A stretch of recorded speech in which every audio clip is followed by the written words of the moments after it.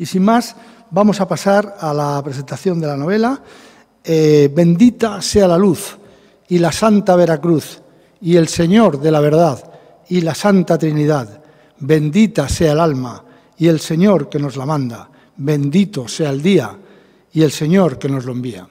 Esta oración que rezaban los marineros hace 500 años al amanecer es la que he elegido para zarpar, con esto iniciaba en la singladura y con esta oración quería yo empezar esta presentación porque un poco da una idea, era un poco da idea de lo que ellos llevaban en su corazón, ¿no? Salieron de La Coruña el 25 de julio de 1525. ¿Por qué de La Coruña? Bueno, pues en el año 22, con ocasión de la visita de Carlos I, ya emperador, la visita a Galicia, los nobles de la zona, sobre todo Fernando de Andrade, encabezados por Fernando de Andrade, lo convencen de montar una sucursal de la Casa de las Especias en La Coruña. La Casa de las Especias ya funcionaba en Sevilla desde 1503 y tomaba nota, llevaba cuenta de todo lo que sucedía en ultramar y que afectaba a la corona, ¿no?, y a los españoles.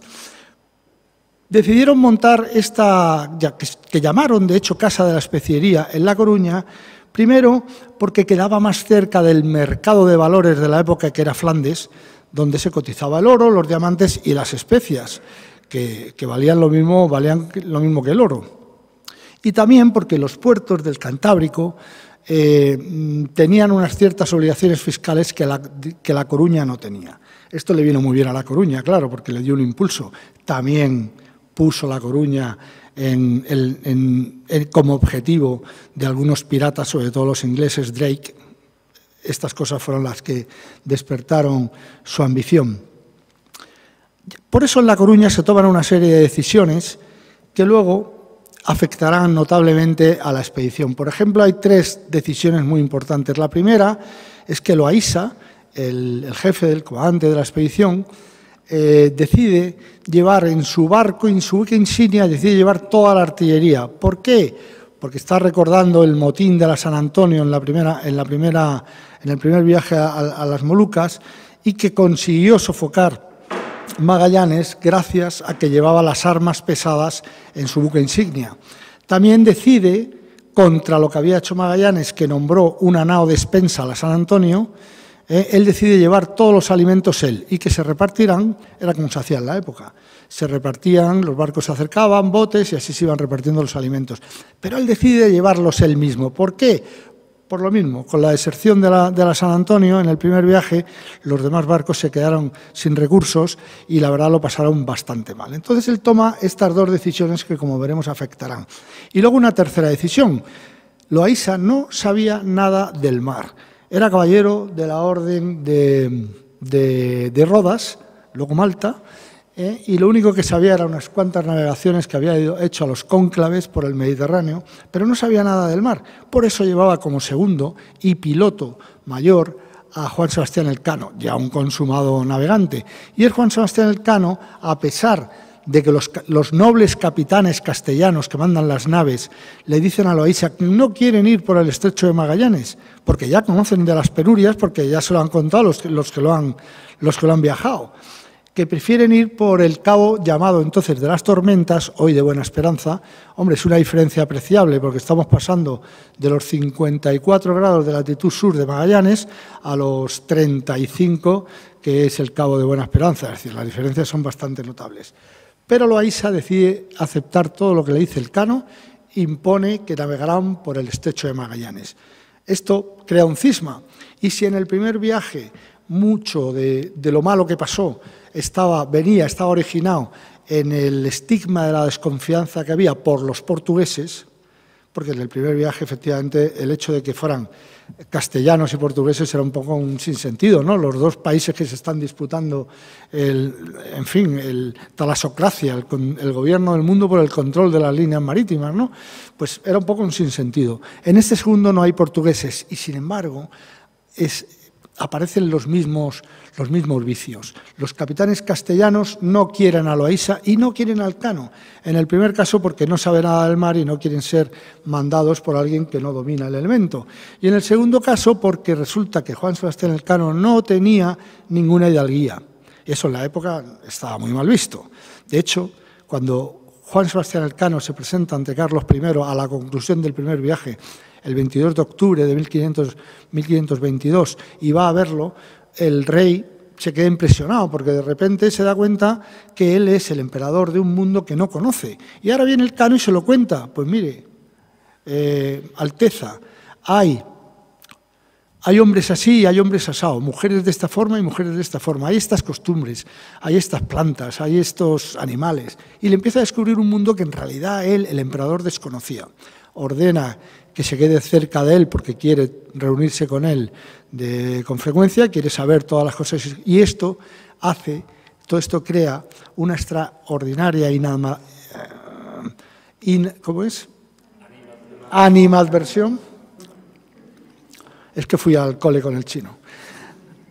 Esto crea una extraordinaria animadversión de los nobles hacia Juan Sebastián Elcano. De hecho, a partir de esas audiencias, el rey Carlos era antipático y a todo el mundo lo trataba mal. Cuanto más cerca estaban, peor los trataba. A los nobles, a los continos, que eran aquellos chicos que se criaban con él en el palacio y que luego de mayor pues él confiaba completamente en ellos. Bueno, los trataba mal y sin embargo con Elcano se desvivía.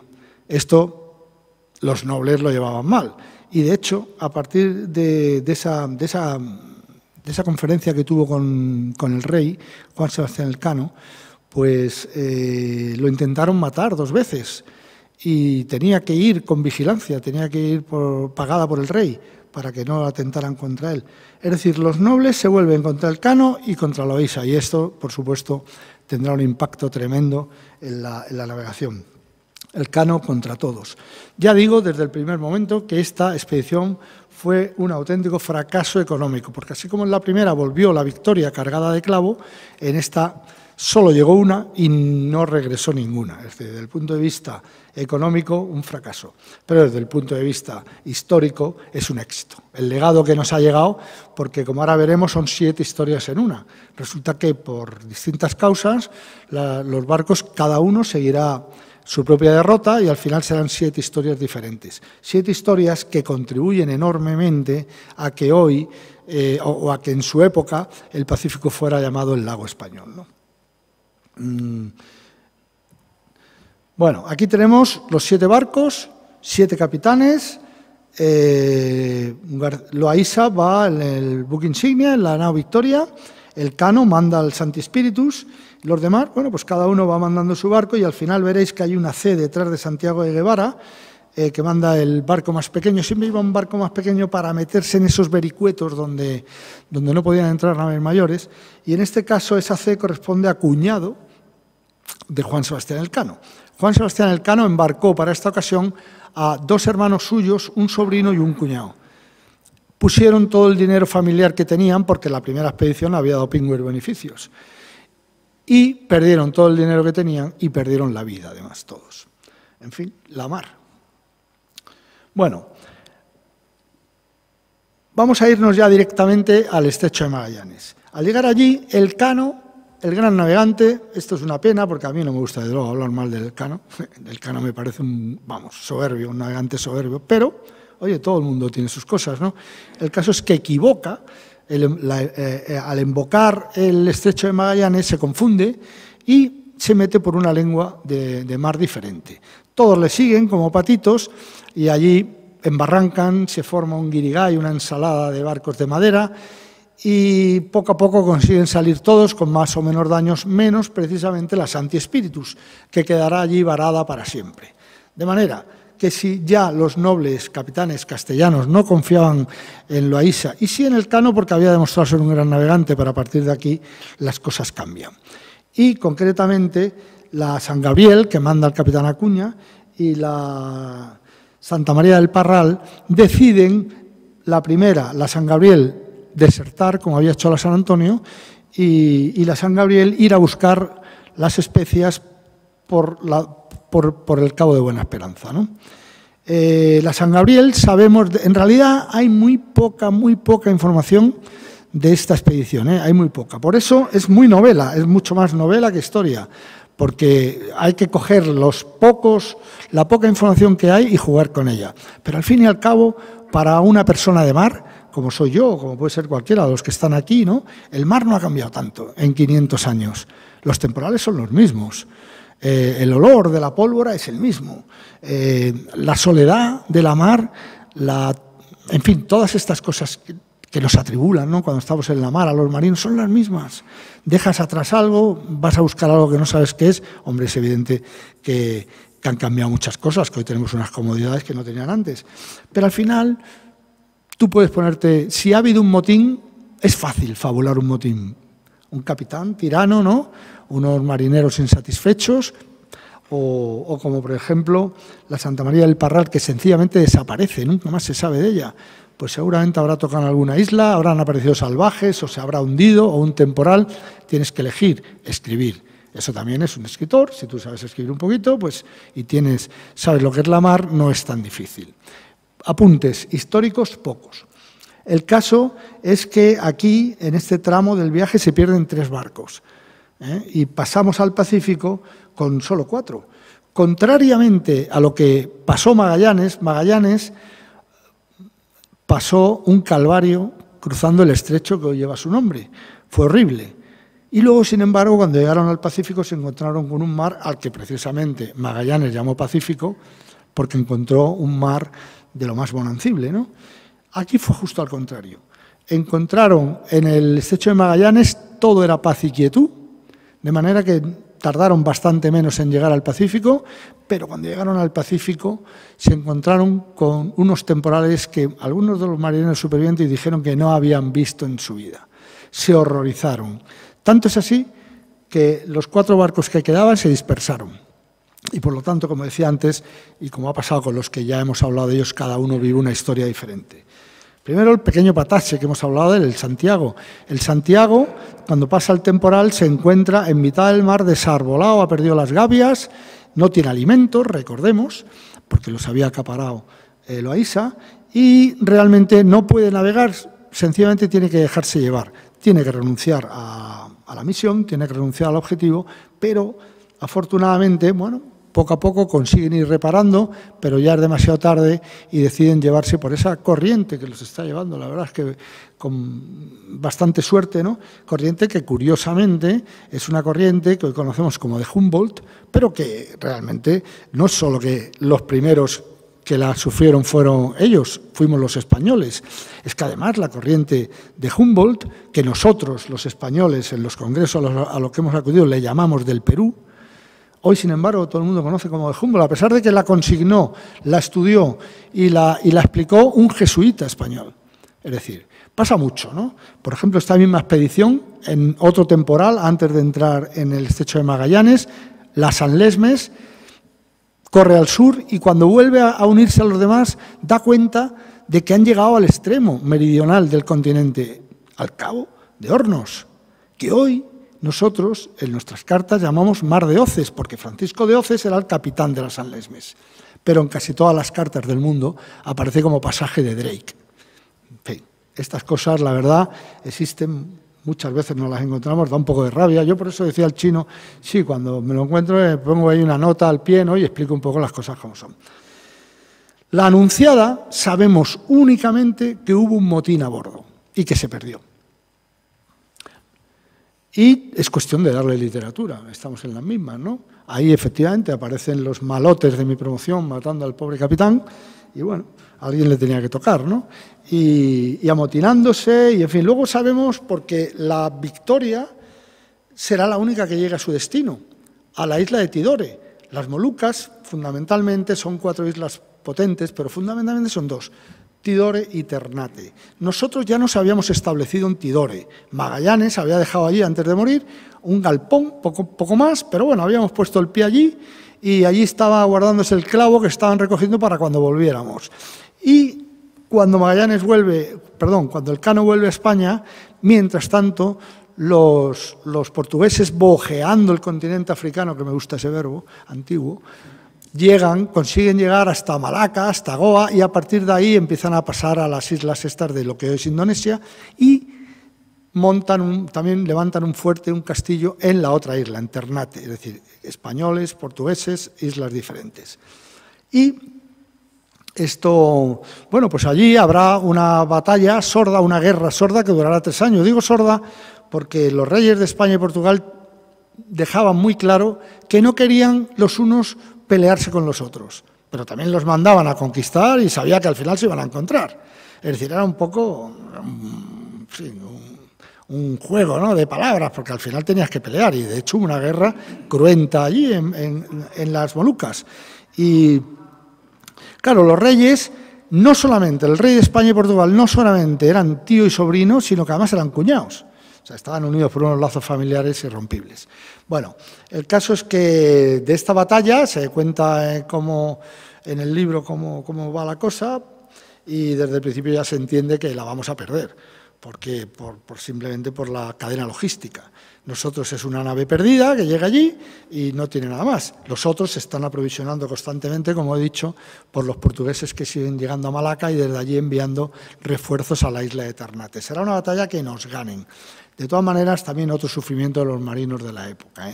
Cuando se firma el Tratado de Zaragoza en 1529, por el que Carlos, el rey, entrega la isla a los portugueses, ellos siguen peleando en las Molucas, porque no lo saben. Se enterarán 6 años después, y muchos habrán muerto estérilmente, claro.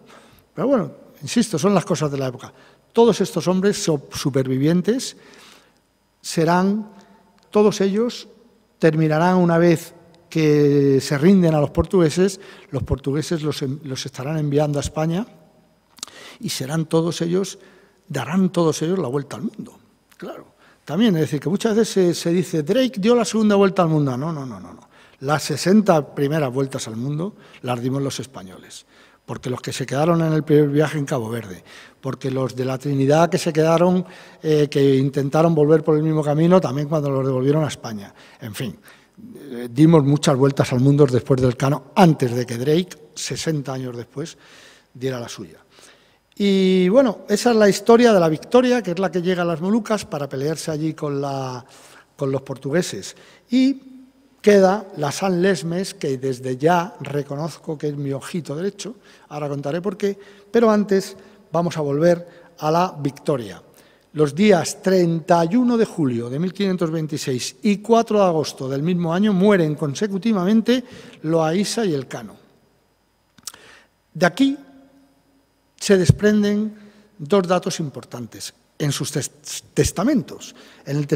Por el testamento de Loaísa sabemos que lega una esclava que llevaba a bordo a su hermano Hernando, que vive en Ciudad Real. De manera que esta esclava, de la que no sabemos más, porque entonces sí se estaba discutiendo si los negros tenían alma y María era una esclava negra que viajaba con su hijo Francisco, pues a ella nadie vuelve a hablar de ella. Pero desde luego lo que no cabe duda es que es la primera mujer que cruza consecutivamente los océanos Atlántico y Pacífico, y pudiera ser también la primera mujer que da la vuelta al mundo, si es que fue enviada también por los portugueses a España cuando acabó la guerra. Esto en cuanto al testimonio de Loaísa.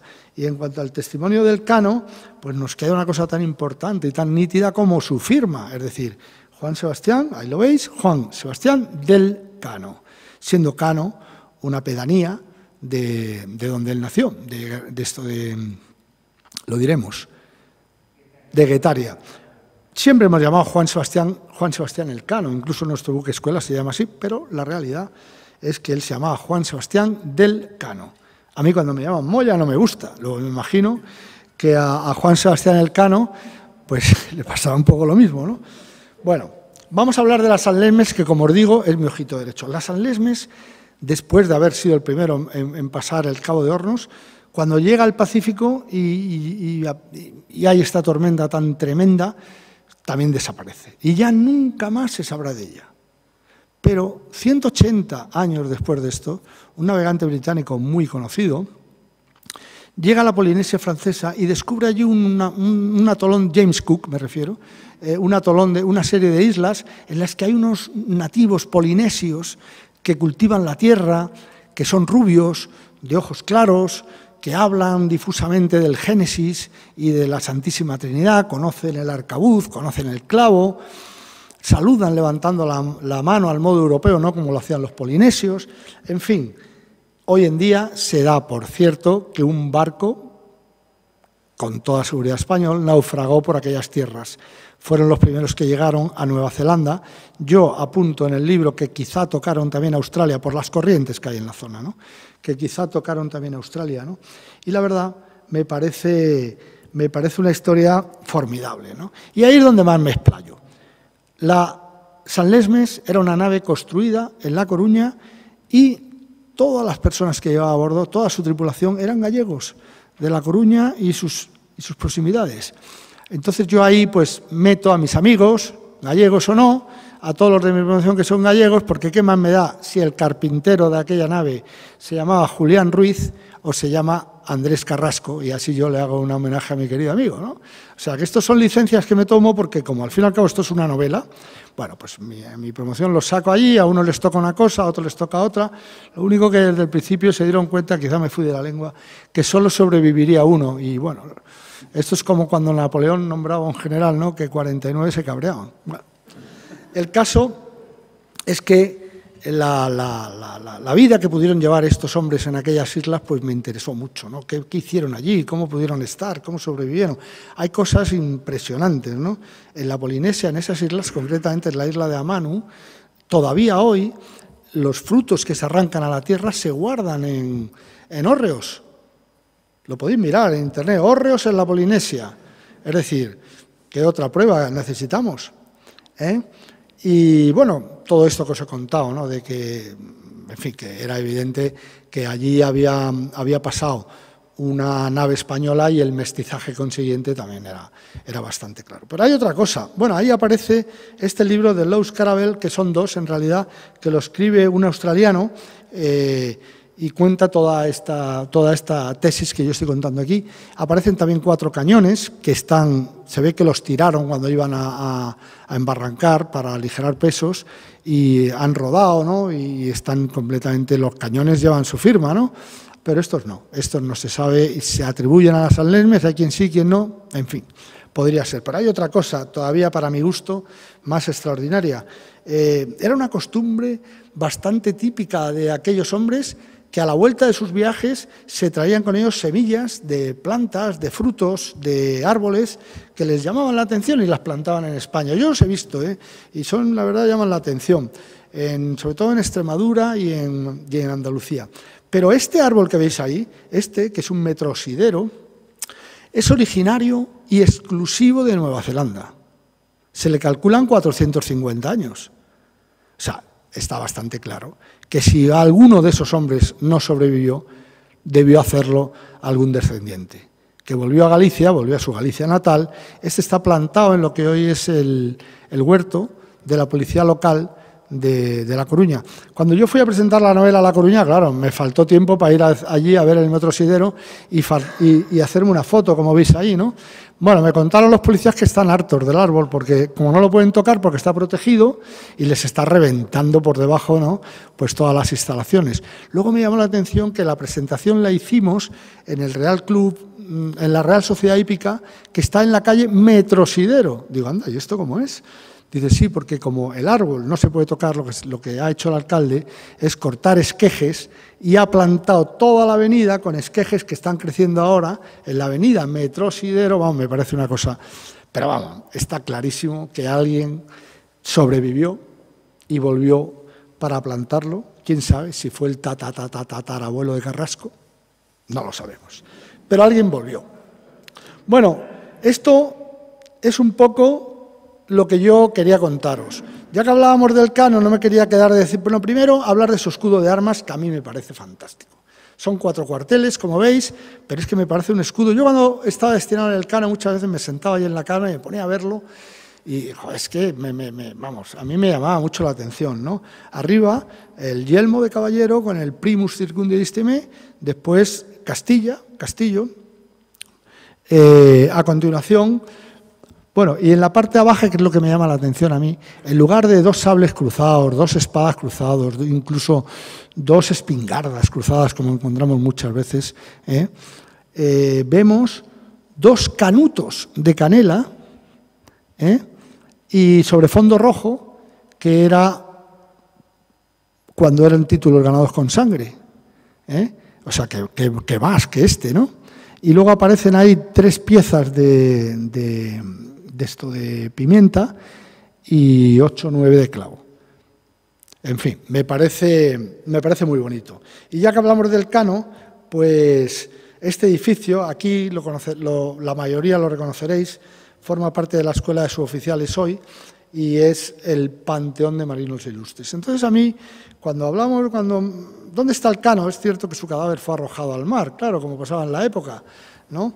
Pero también es cierto que hay una costumbre muy bonita que tiene la Armada, que es que al final de la visita hay un estanque donde todos los años el Juan Sebastián Elcano, precisamente el buque, refresca, como veis aquí, hacer a los guardiamarinas, refresca las aguas de este estanque y entonces en ese estanque idealmente reposan todos aquellos marinos nuestros que no reposan en ningún sitio, están ahí. A mí la verdad, cada vez que voy allí, algunas veces voy con gente que quiere ver aquello, pues se lo explico y la verdad que la gente, es que esto es muy bonito, ¿no? Estas son de las cosas estas de la Armada que muchas veces los propios marinos no nos damos cuenta, pero que trascienden fuera de la Armada y a la gente les encanta, porque son tradiciones y las tradiciones son todas antiquísimas y me parecen preciosas.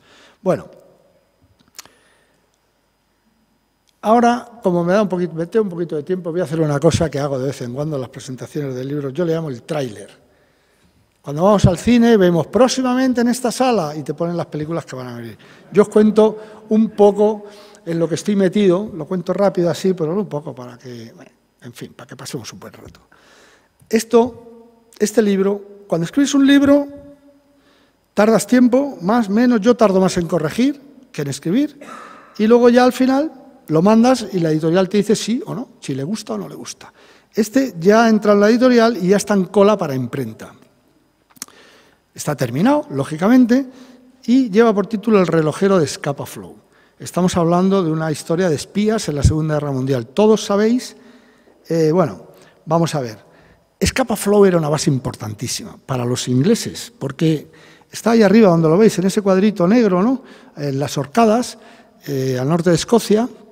Y la flota alemana, para poder salir a mar abierto, tanto la del Báltico como la del Mar del Norte, las dos que veis ahí en rojo, pues tenían que pasar por delante de Scapa Flow.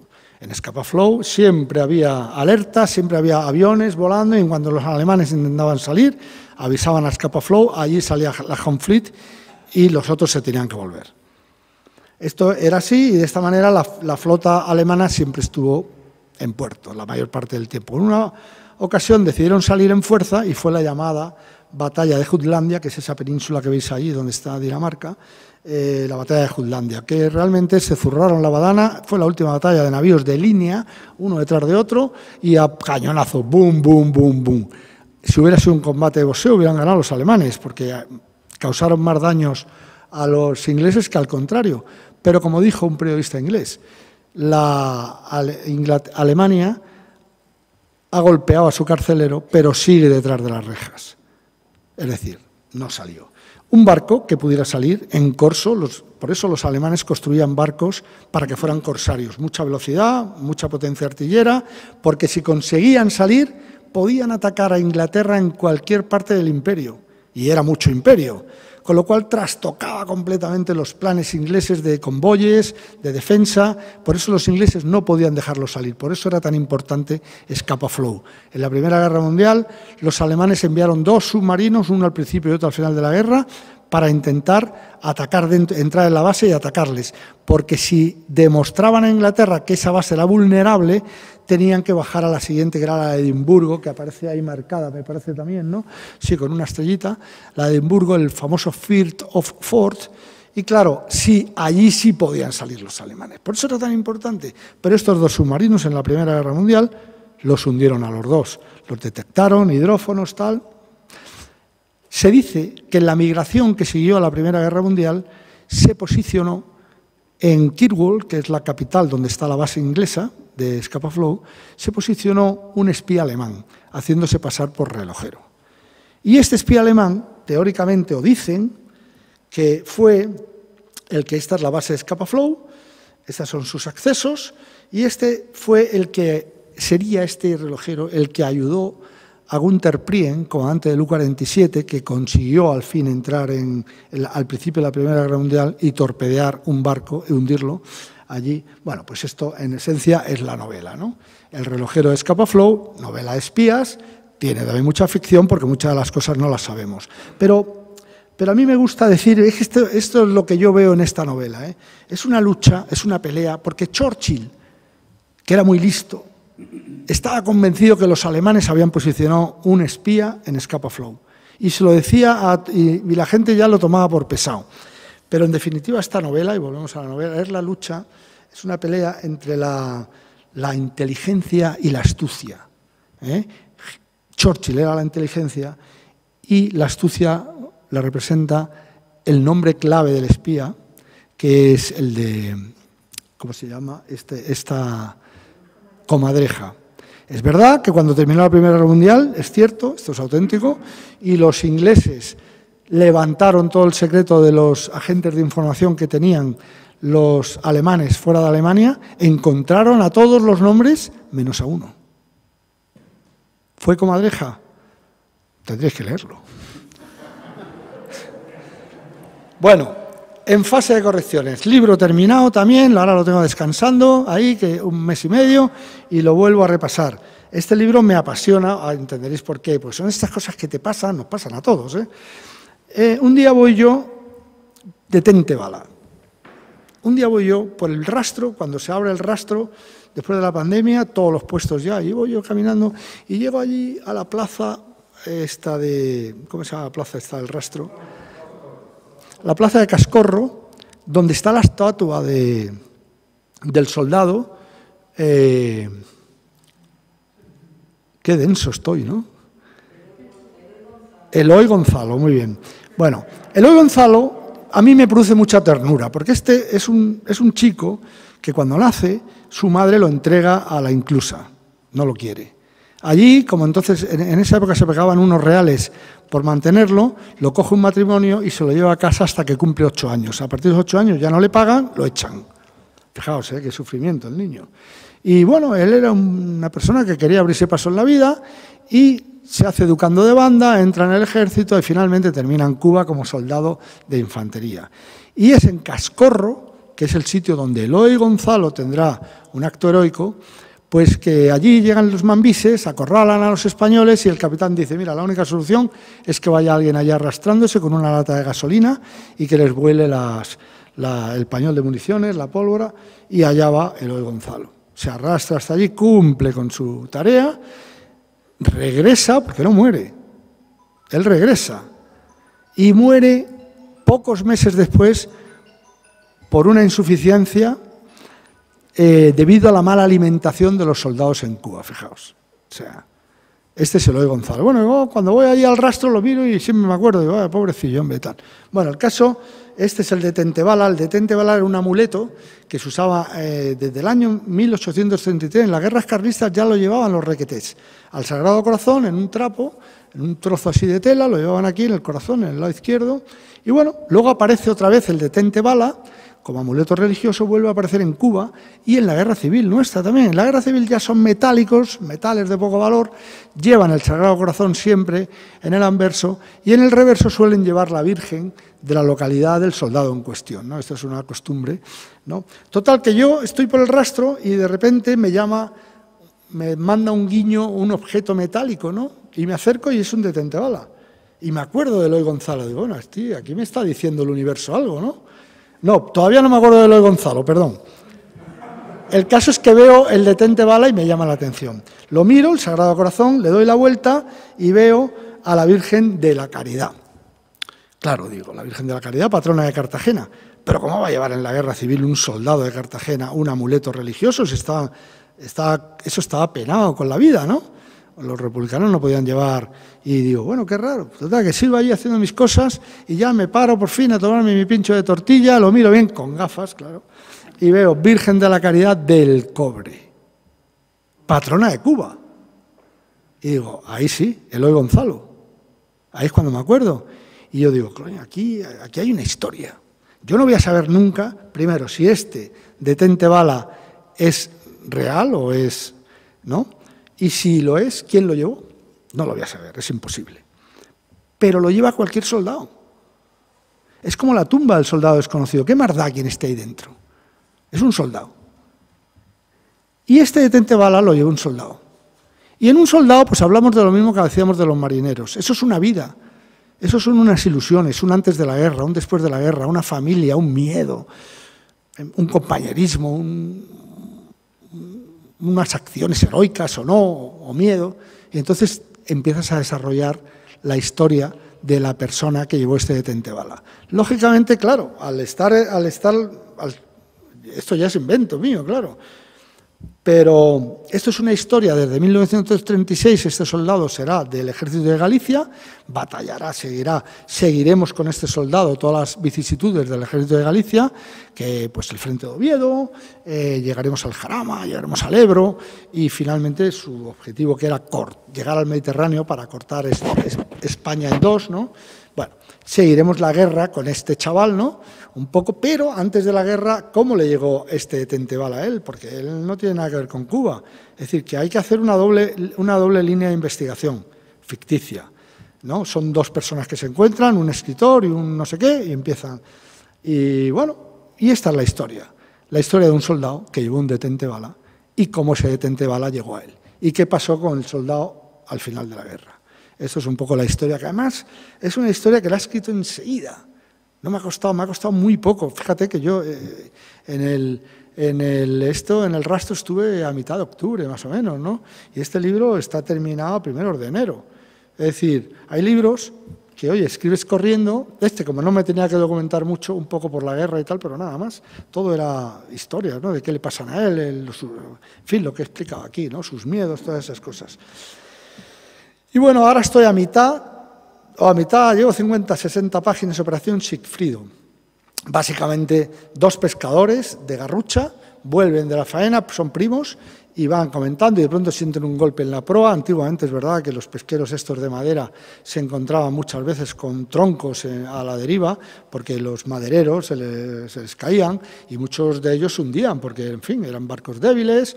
Y ellos tocan, estamos hablando de 1945, tocan con algo y cuando se asoman van a ver que es el ala de un avión. Anda, y entonces piensan que puede valer algo de dinero, la suben a bordo, la ponen ahí en la cubierta y de repente el primo dice, mira, ya hay algo más, y se acercan y encuentran un cadáver. Total, que vuelven a Garrucha con el cadáver, con el mal fario que encima a la gente de mar le dan estas cosas por las supersticiones tan ancestrales que hay en la vida de la mar, ¿no? Y bueno, van ahí quejándose hasta que llegan a Garrucha. El patrón va rápidamente a la ayudantía de Marina, que entonces la había, claro, ahora no la hay, pero entonces había ayudantía de Marina en Garrucha y va a dar parte y le dice al ayudante de Marina que es que han encontrado un cadáver en la mar y dice, bueno, a mí que me cuentas, hace el informe necesario y dice, es que a mí es que esa cara me suena. Yo sé que todos los muertos son iguales, pero es que esa cara a mí me dice algo. Bueno, que el tío va para allí al barco, lo mira y se le cambia el color de la cara, ¿no? Entonces vuelve corriendo a la ayudantía y llama rápidamente a Cádiz, que era de donde dependía antiguamente la ayudantía de Garrucha, al jefe de servicio, mira que hemos encontrado un cadáver. Bueno, pues enterrarlo por ahí y hacer un informe, ¿no? Es que es Adolfo Hitler. Y a partir de ahí... Bueno, pues ya terminamos con estos trailers, yo creo que ya está bien, y llegamos al final. Hemos empezado con la oración del amanecer. Y a mí aquí siempre me gusta recordar la importancia del vino. Muchos os habéis preguntado, los que no me conocéis, quién es este capitán Haddock que nos han traído aquí. Y bueno, ¿qué pinta aquí este vino? El vino era fundamental en la alimentación a bordo hace 500 años, por dos razones. Primero, porque aportaba las calorías necesarias para la dura vida del marinero. Y por otra parte, porque lo mantenía en esa semipenumbra, ¿no?, que le permitía no pensar demasiado, porque la verdad es que en la mar no hay que pensar demasiado, ¿no? Y entonces este vino no se lo podían tomar como querían ellos, sino que estaba reglamentado media de azumbre diaria, que viene a ser 1 litro, todos los días repartido en 4 cuartillos. Y el último, al atardecer, coincidía con la oración vespertina.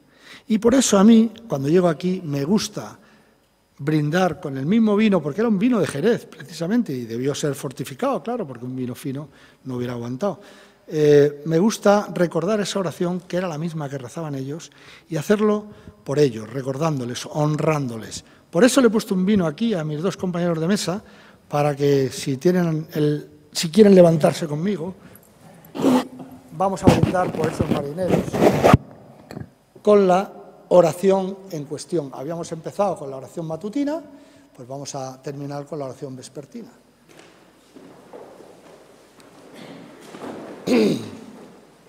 Bueno, he dado esta conferencia de presentación muchas veces, es la primera vez que la gente se pone de pie y lo agradezco. Bendita la hora que Dios nació, Santa María que lo parió, San Juan que lo bautizó, la guardia es tomada, la ampolleta muele, buen viaje haremos, si Dios quisiere. Muchas gracias.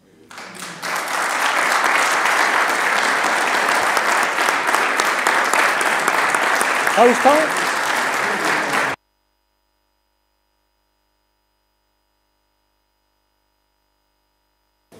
Perdón, tengo que decir que lo de la ampolleta muele, antiguamente el tiempo se medía con relojes de arena, ¿no?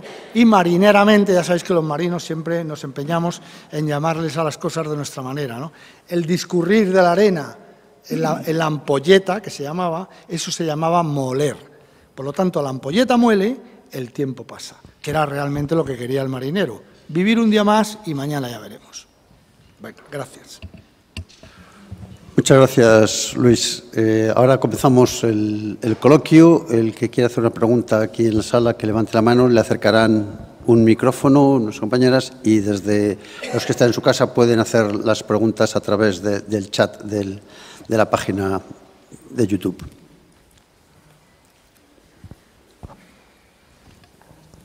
Si te parece, Luis, tengo aquí ya una primera pregunta de uno de nuestros oyentes aquí, que dice, pregunta, además has mencionado que la San Lesmes era la niña de tus ojos, así que te gustará esta pregunta, que ¿a qué atribuyes que la noticia del avistamiento de hoces en las San Lesmes no se diera a conocer? Siempre se alegan razones de estrategia, pero quizá hubiera algo más. No, no hubo ninguna razón de estrategia. Sencillamente es un momento de la expedición en el que están bastante preocupados porque tienen que pasar el estrecho de Magallanes. Recordemos que la San Lesmes lo que le pasa es que se va al sur, deriva al sur y el viento la lleva. Y cuando vuelve, no recuerdo exactamente cómo es la frase, pero él dice, Francisco de Oces dice una frase redonda, ¿no? Hemos llegado a la más meridional del continente, algo así en castellano antiguo. Y seguramente, pues, no ha quedado constancia de esto porque realmente de esta expedición ha quedado muy poquita constancia. Uno, porque no hubo barcos supervivientes prácticamente, o no hubo ninguno en realidad. Y otro, porque donde debían haber llegado los informes, que era la Casa de Especiería de La Coruña, cuando estos navegantes volvieron a España ya no existía la Casa de la Especiería.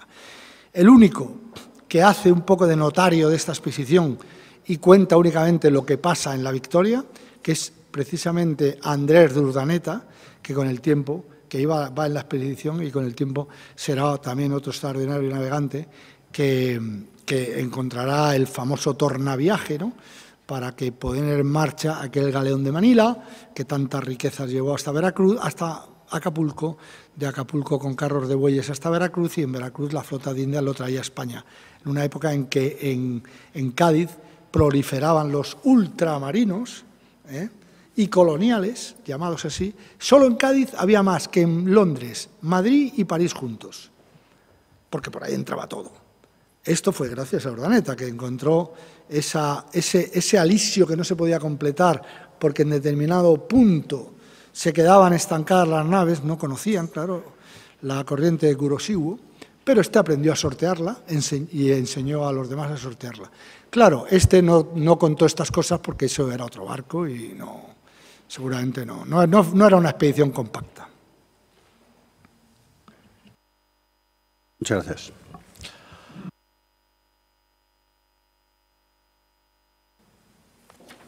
Aquí hay una pregunta.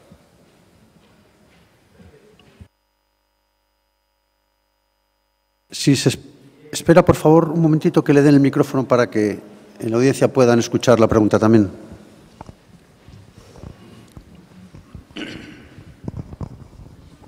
Luis, excelente la presentación, pero ¿se sabe con cierta aproximación de que murió Elcano? Bueno, para empezar, me felicito a mí mismo, aunque esté mal, porque me felicite mi querido amigo, porque esto si este hombre te dice que está bien, ya sí que te puedes dar con un canto en los dientes, porque es el que más sabe de historia.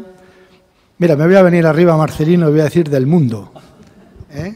Bueno, vamos a ver, cuando yo terminé la flota de las especias, donde el Elcano se habla ya ahí que morirá de escorbuto, poco tiempo después me llamó un vasco y me dijo que él creía que no era así. Y me mandó información y me convenció. Efectivamente, luego Urdaneta, esto sí que lo escribe, Elcano no murió de escorbuto, murió de ciguatera, que es una enfermedad que a la mayoría no sonará, pero que es la ingesta de peces ciguatos, que son aquellos que suben a la superficie, a las rocas, y allí entre las rocas comen toxinas. Seguramente sería la anisakis de hoy. Ellos no conocían que esto era una enfermedad y por eso morían, porque hasta 1605 no se conoció esto como enfermedad, ¿no? Y es verdad que, según cuenta Urdaneta, hubo en uno de los atolones donde no encontraron agua ni alimentos, porque es que tuvieron encima esa mala suerte, en el Pacífico, pero sí pescaron una barracuda. Y cuenta Urdaneta cómo se la comieron los principales, que eran los oficiales, ¿no? Y luego, consecutivamente, cómo fueron muriendo todos de dolores que él en principio había atribuido al escorbuto, pero que no eran los mismos síntomas. Y empezó a ver que eran otros síntomas, que era un dolor abdominal, que era, en fin, cosas que no eran del escorbuto, y fue el primero que propuso que habían muerto de una infección intestinal producida por algún alimento, ciguatera.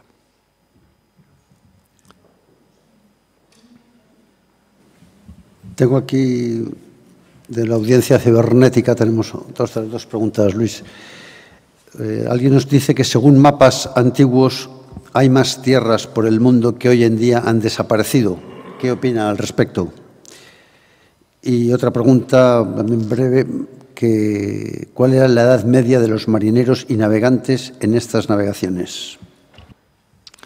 Bueno, la edad media, la verdad es que había de todo, había jóvenes y había mayores, porque la mar tiene eso también, la mar tiene que te envenena, y muchos de los navegantes de la expedición de Magallanes volvieron al mar cuando se le dilapidaron el dinero. Esto es una constante en la historia. Los marineros que dicen horrores de la navegación que han hecho, pero vuelven. Por lo tanto, hay siempre jóvenes y hay mayores, ¿no? No podríamos hablar de una edad media, porque además el marinero realmente tampoco sabe hacer otra cosa, en tierra no se encuentra y tiende a embarcarse hasta morir, que normalmente, eso sí, morían jóvenes, porque la mar no solamente era escorbuto, eran muchas las enfermedades que asolaban a los marineros. Podéis imaginaros todas las enfermedades pulmonares que queráis, tisis, en fin, tenían la fiebre amarilla, les atacaba mucho, en fin, morían jóvenes. Y en cuanto a la primera pregunta, bueno, yo mapas, no sé, es verdad. Depende de cuánto tiempo estemos hablando, pero es verdad que Pangea sigue abriéndose y sigue navegando, si hablamos de mucho tiempo. Y si no, pues es verdad también que aparecen y desaparecen islas, eso sí es así. Yo recuerdo cuando estábamos en Nápoles, que en el periódico de allí, de la OTAN, de pronto apareció que los americanos habían ocupado una isla que había emergido del fondo del mar, al sur de Italia, y que los italianos rápidamente habían ido allí a echarlos y los americanos aceptaron. Es decir, que esto pasa, ¿no? Por ejemplo, Isla Cristina. Isla Cristina es una consecuencia del terremoto de Lisboa. Es decir, que las islas van surgiendo, ¿no? Y se las traga también el mar. Esperemos que la de La Palma no, pero bueno, tiene problemas. Muchas gracias, Luis. Yo, si me permites, me gustaría hacerte una pregunta enlazando con eso que has dicho al principio, que me ha parecido que refleja mucho, que es el alma de los personajes, ¿no? Lo importante. Me gustaría preguntarte multitud de personajes reales que aparecen, los Olaísa, Urdaneta, Francisco de Oces, Manrique. ¿Cuál es tu personaje preferido, que te parece más encomiable y por qué? Muchas gracias.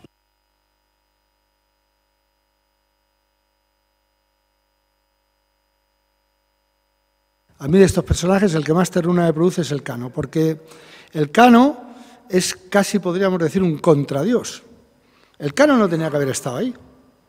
El Cano era un pobre hombre, era el mayor de 8 hermanos, que su padre los deja huérfanos y por sacar a su familia adelante se va a navegar al Mediterráneo, apoya al cardenal Cisneros en la toma de Orán, apoya al gran capitán en sus corridas por Italia.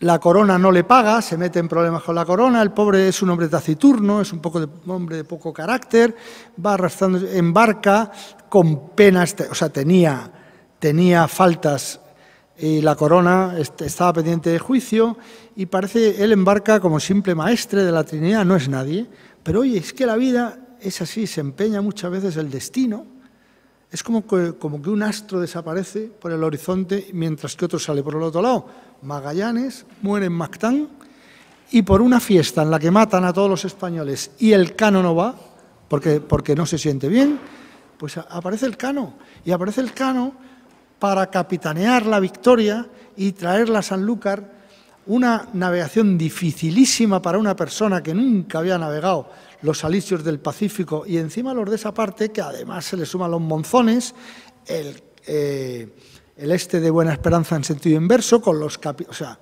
una heroicidad y nunca saca pecho. Y encima llega a tierra y le pasa un poco como al pobre soldado Eloy Gonzalo, que los nobles lo persiguen porque no tiene hidalguía.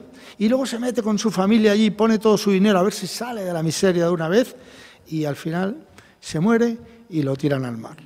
O sea, me produce muchísima ternura y además ha demostrado ser un gran navegante. Yo creo que la Armada ha acertado plenamente poniendo Juan Sebastián Elcano al buque escuela y poniendo Blas de Lezo a una de las mejores fragatas de combate. Es decir, eso es un acierto. Eran así, Elcano un gran navegante y Lezo un bravísimo combatiente.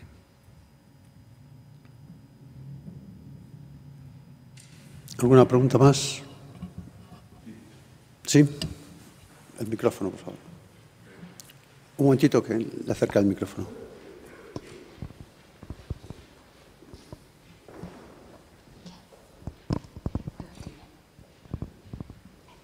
Gracias. Excelente la presentación. Mire, yo quería saber cómo siendo tan buen navegante Elcano, no encontró en el viaje el paso de Magallanes. Se equivocó, ¿no? Y se metieron en lenguas diferentes, ¿no? Yo creo que para responder a esa pregunta, o mejor dicho, para entender el error de Elcano, hay que haber navegado y saber cómo es la mar. La mar tiene muchos colores distintos. La mar se la puede ver de muchas maneras diferentes. La mar es una al amanecer, es otra al atardecer. Está la niebla, están los fenómenos meteorológicos y luego encima nosotros, hoy en día, que tenemos cartas náuticas, que no tenemos más que hacer así con el compás, pum, y nos equivocamos muchas veces. Vamos, no muchas veces, pero todavía hay gente que te puedes equivocar, ¿no? Tanto más Elcano con una costa que no conocían, porque hay que recordar que cuando Elcano llega a aquella costa en el primer viaje, él es un simple maestre de la Concepción, él no es un piloto. Él no ha estado allí navegando, mirando la costa. Puede pasar. Es un error que puede pasar. En una costa que no conoces, a ver en qué condiciones meteorológicas, porque con la niebla encima y radar no tenían. Es decir, no es ninguna burrada. Puede pasar. Luis, perdone, muy brevemente, por favor, porque te preguntan que el libro sobre el soldado de Cuba, ¿cómo se llama y de dónde sacaste la información para hacerlo? Bueno, ya lo he explicado un poco, ¿no? El nombre que pretende llevar, si no se me ocurre otro mejor, es Detente Bala, ¿no? Porque es la historia del Detente Bala y el que lo lleva, ¿no? Pero vamos a ver, aquí hay que decir una cosa. Mi editor y yo tenemos serias diferencias. y como él, además de editor, que es el jefe, ha sido ministro de Trabajo con el primer gobierno de Aznar, pues es una persona a la que es muy difícil llevarle la contraria. De manera que ya me ha cambiado varios títulos y este lo mismo me dice, Luis, por ejemplo, yo escribí un libro que me encantaba el nombre, a este mismo yo, por ejemplo, le puse Islas Lejanas, que me parecía más bonito, pero me lo cambió él. Cuando escribí de hablar de Lezo, le puse, ¿cómo le puse? Ancamoz, porque es verdad que todo el mundo habla de que a este hablar de Lezo le llaman medio hombre, pero eso a él le daba igual. Pero a él le gustaba Ancamoz, que era como le llamaban sus marinos vascos, que se daban de tortas por embarcar con él, eso, hoy lo conocemos como liderazgo, y ellos le llamaban Ancamoz, que en vasco significa pata de palo, y a mí me pareció un título precioso. Ancamoz, pues el bueno de este hombre, Manolo Pimentel, me dijo que ni hablar. O sea que no descarto que este título, que este libro, el título se lo ponga él. La información, prácticamente quitando las acciones de guerra del Ejército de Galicia que están documentadas, fantasía. Todo es fantasía.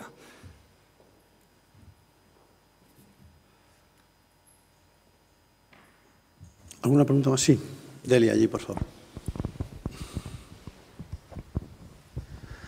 Luis, quería darte la enhorabuena por esta última novela.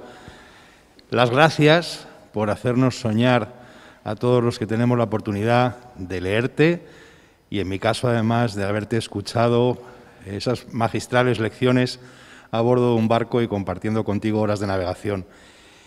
Y quería preguntarte si en esa singladura tuya, a través de, entiendo, muchas horas de investigación, si te has encontrado o puedes decir si el talante, el carácter de esos castellanos, de esos vascos, en donde el honor y el orgullo, la hidalguía, estaba muy presente, si eso tuvo también algo que ver con aquellas gestas que lograron estos marinos, porque entiendo que probablemente ese impulso, más allá, evidentemente, de la búsqueda de honor y gloria, ¿no?, de riquezas, pero ese orgullo de ser, ese orgullo, esa hidalguía castellana, ¿no?, que yo creo que estaba presente también en ellos, si tuvo algo que ver con aquellas gestas y con aquellos logros que muchas veces, como bien has explicado, eran realmente sobrehumanos.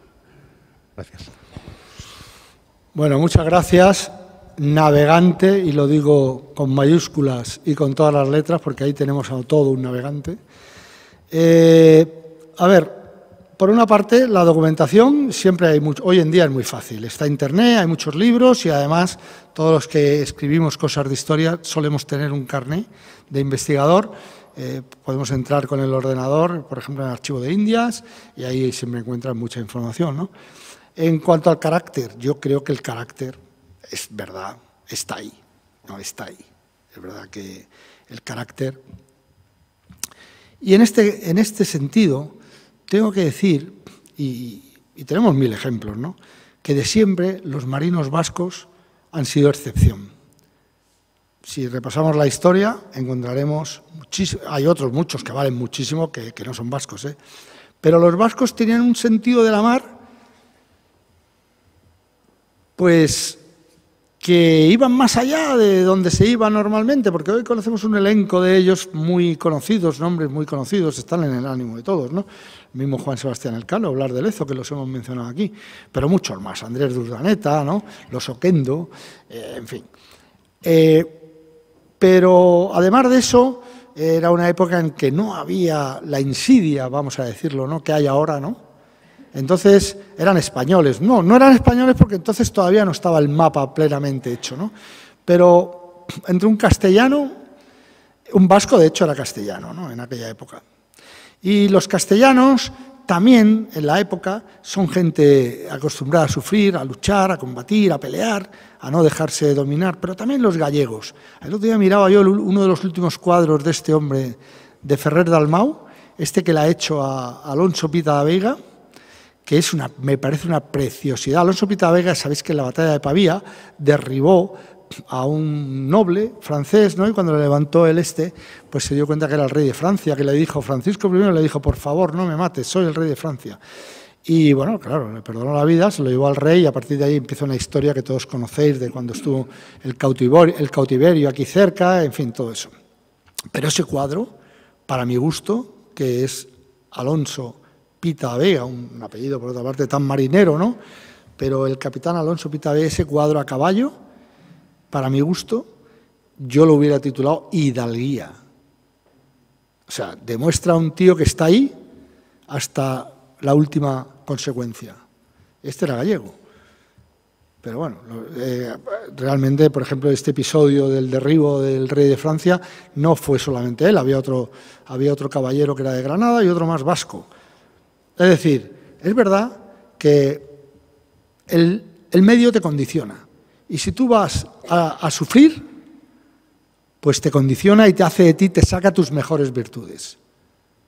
Yo siempre recuerdo, y ya con esto que no me quiero enrollar mucho, siempre recuerdo estando destinado en Maastricht, en Brunssum, en el cuartel general norte de la OTAN, me tocó organizar una Commanders Conference relacionada con ISAF, con Afganistán, y llegaron todos los jefes del teatro de operaciones.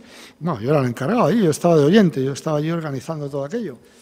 Y empezaron hablando de los famosos IEDs de la época, aquellos artefactos que explosionaban al paso de los tal, de operaciones, de inteligencia, de logística, de todo, ¿no? Y el último día pues se habló de sanidad.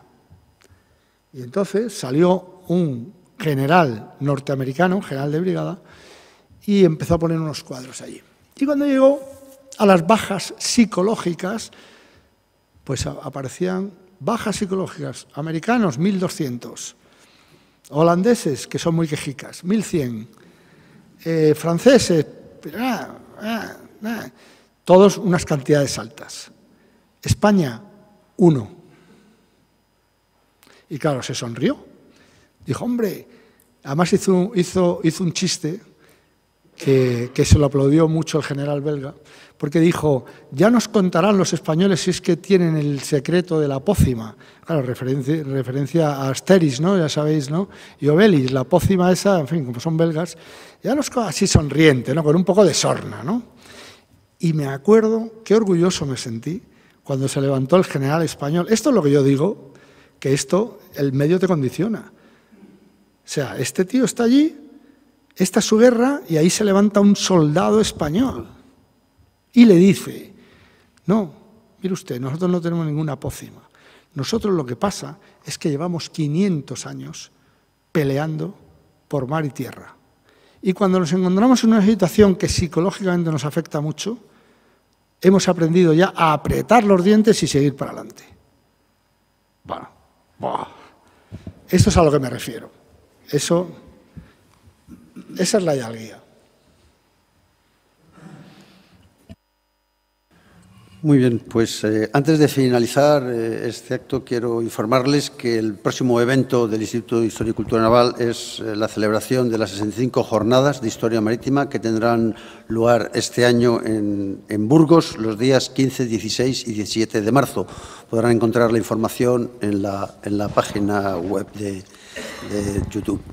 Muchas gracias, Luis, muchas gracias, Ricardo, por vuestras presentaciones. Muchas gracias a todos ustedes por haber estado hoy aquí acompañándonos y por esta presentación. Y también muchas gracias a los que nos están viendo desde casa.